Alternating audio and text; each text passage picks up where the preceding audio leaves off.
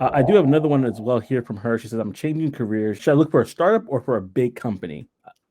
I personally say bigger company or mid tier company, just I so you agree. have that experience. I think so. Yeah. I mean, a startup can be a good way too. It's kind of funny, actually. One of my first kind of students that I connected with, and it was funny.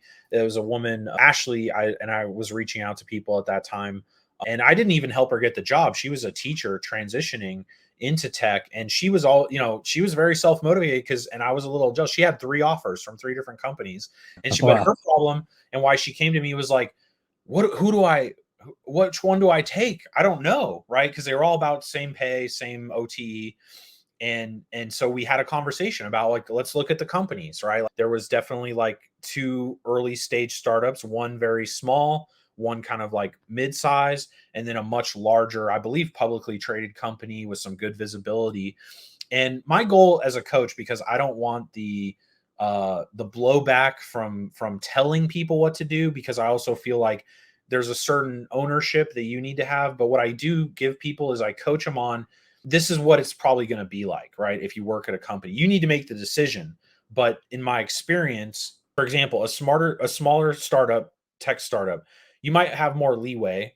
You may not get as much training or support. You might be the first or second SDR. You may or may not hit quota. They may or may not have a quota. So you might be able to skate and build for 6 to 8 months. You go to a lot, but you may not have any training and support. Maybe nobody's ever heard of this company. Maybe there's no reviews on G2 Crowd or Gartner or anything. You go to a bigger company, they're probably going to have a process. They're probably going to have some training. They're probably going to have some notoriety or some naming that in that industry means something. And so to her, having financial stability and growth was important based on her situation. And, the decision that she made was to go with the larger company. And last time I checked, she had been promoted to a second level and was growing and being kind of similar to yourself, Joseph. So Wow. it's always rewarding to me when I give people the information that helps them make a more I'm totally blanking on the word, informed decision. And then, Yeah. because I've been there too. I mean, and sometimes my mentors are busy as well, so you don't get as much love or attention.